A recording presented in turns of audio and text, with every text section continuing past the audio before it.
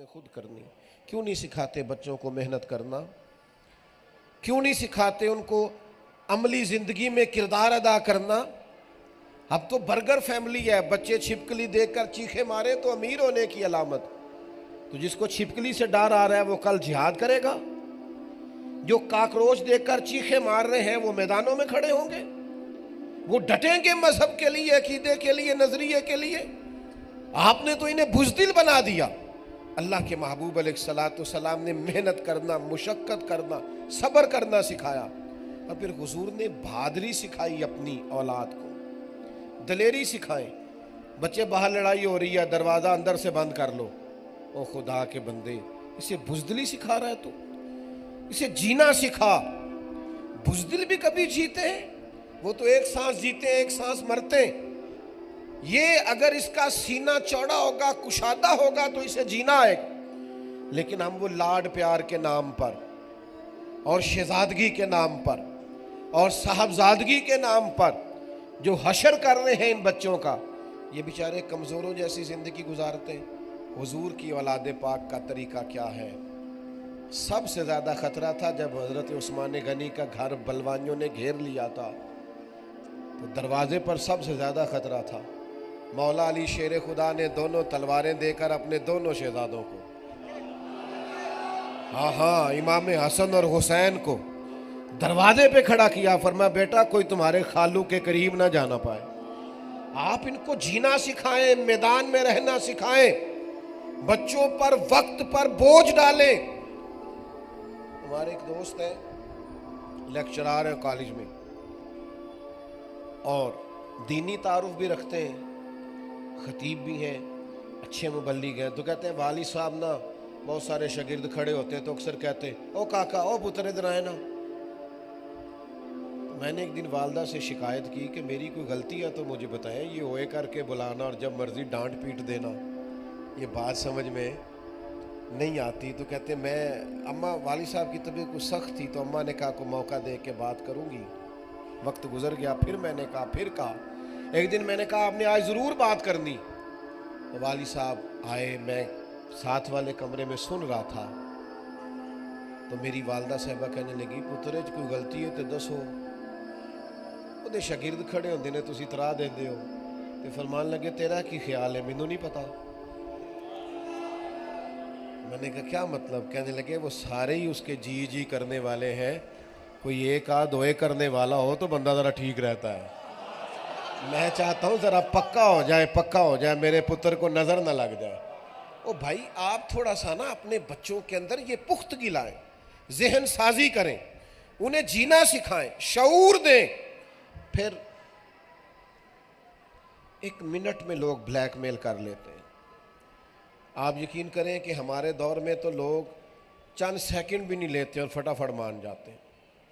हक के लिए खड़ा होना, डट जाना और नज़रियाती पुख्तगी का इजहार करना मिजाज ही नहीं है। ज़रा भी लोग वक्त नहीं लेते, ब्लैकमेलिंग एक मिनट से पहले कबूल करते।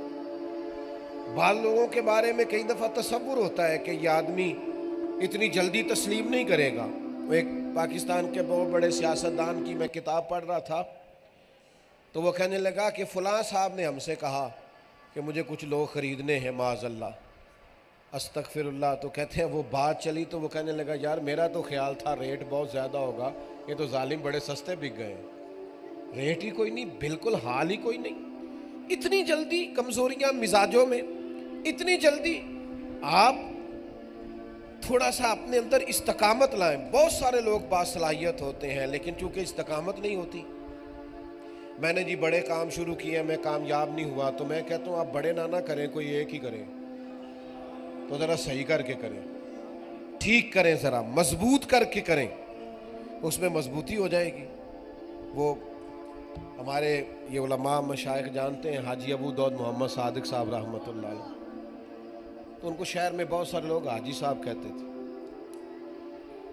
तो एक दिन एक साहब कहने लगे, मैं वहाँ हाजिर था, एक बुजुर्ग से पूछने लगे कि इनको हाजी साहब क्यों कहते हैं? कई लोगों ने कई हज किए हुए, उनको नहीं लोग कहते थे, उनको हाजी क्यों कहते हैं? वो कहने लगे ना एक कीता है, ज़रा सही करके कीता है, अच्छा करके किया, आदाब के साथ किया है, और नंबर बनाने के लिए नहीं किया कि मैंने इतने आज कर, एक किया है पर ज़रा सही करके किया है, तो इसलिए सारे लोगों की ज़ुबान पर हाजी हाजी हो गया है। अर्ज़ जो करना चाहता हूँ, थोड़ा सा ना इस्तकामत, कोई एक काम करें सही करके करें। आपका मेयार ही नहीं है। कब वो हज़रत श्री शक्ति रहमतुल्लाह अलैह एक दरख्त के नीचे लेटे हुए थे, तो दिल में ख्याल आया कि मैं दरख्त से ही कह दूँ मुझे कोई नसीहत कर दे, बड़े दिन हो गए किसी ने नसीहत नहीं की, ऐ अल्लाह इसे ज़ुबान दे। तो वो ज़ुबान हाल से बोला, समझ ले उनको खुद ही समझ आने लगी कि गोया इस तरह कह रहा है। वो कहने लगा मेरी तरह के बन जाएं। दरख्त कहने लगा मैं खुद धूप में जलता हूँ, दूसरों को छाँव देता हूँ, लोग रोड़े मारते हैं, मैं उन्हें फल देता हूँ। तो हज़रत कहते हैं फिर मेरे दिल में खुद ही ख्याल उठा के तो इतना ही अच्छा है तो तेरा अंजाम क्यों ठीक नहीं होता, आखिर में जला ही दिया जाता है। तो कहने लगा शेख, ये ज़ुबान हाल से बातें हो रही हैं। कहने लगा शेख मेरे अंदर एक कमज़ोरी भी है, जिधर की हवा होती है मैं भी उधर का ही हो जाता हूँ। वो कमज़ोरी मेरी ठीक है, मुझे ठहरना नहीं आता, खड़े नहीं होना। भाई ज़रा ठहरे, इस्तकामत इख्तियार कर। मैंने आपसे वादा किया था मैंने ज़्यादा बातें नहीं करनी, आप परेशान ना हो, मैं समेटने लगा हूँ बात को। मेरे अजीज़, इस्तकामत जितनी चीज़ें इंसान को कमज़ोर कर सकती हैं, खुद नबी करीम अलैहिस्सलाम ने फरमाया औलाद आदमी को बुज़दिल कर देती है, कमज़ोर कर देती है। जितनी चीज़ें कमज़ोर कर सकती हैं वो सारी मैदान करबला में मौजूद थी, सारी। परदेश भी था, शाला परदेसी कोई ना थी वे, भूख भी थी, प्यास भी थी, बच्चों का साथ भी था, लेकिन इमाम हुसैन खड़े रहे, उम्मत को ये बता गए कि जब आप मिशन पे होते हैं फिर अल्लाह तबारक व तआला आपको इंशराह सदर अता करता है, फिर आपका सीना कुशादा कर दिया जाता है। जब आप बामकसद ड्यूटी कर रहे होते हैं फिर इनकलाब आ जाता है। मेरे अजीज़, थोड़ा खड़ा होना सीखें। और फिर ये जो एक हमारा और मिजाज बन गया ना, सियासतदान जो मर्जी करते फिरे। वो एक साहब एक दफ़ा कहने लगे कि उलमा को सियासत नहीं करनी चाहिए, सियासी बातें जुम्मों में नहीं होनी चाहिए। तो मैंने कहा आप सियासतदानों को भी मना कर दें, आज के बाद वो दीन की कोई बात ना करें। वो कहने लगे दीन सबका साझा है। तो मैंने कहा पाकिस्तान भी सबका साझा है, इसकी किसी ने अलग से रजिस्ट्री नहीं कराई। हाँ, अलग से रजिस्ट्री नहीं कराई। तो सियासत तदबीर का नाम है, हम इस मुल्क के शहरी हैं, पूरा हक रखते हैं, अपनी राय रखते हैं, समझ रखते हैं। वो अलग बात है कि कोई अमली सियासत में आता है, कोई नहीं आता। तो याद रखिएगा कि ये जो बिल्कुल आज़ाद हो जाना और हुक्मरानों को कोई तंबीह ना करना, कोई बात ना करना, ये भी बहरहाल ना कोई तरीक़त है, ना कोई तसव्वुफ़ है और ना कोई दीन है। इमाम अली मकाम रज़ी अल्लाह तआला अन्हु ने हमें बताया है कि जब तक उमूरे सल्तनत ठीक नहीं होते तब तक बाकी मामलात भी दुरुस्त नहीं होते।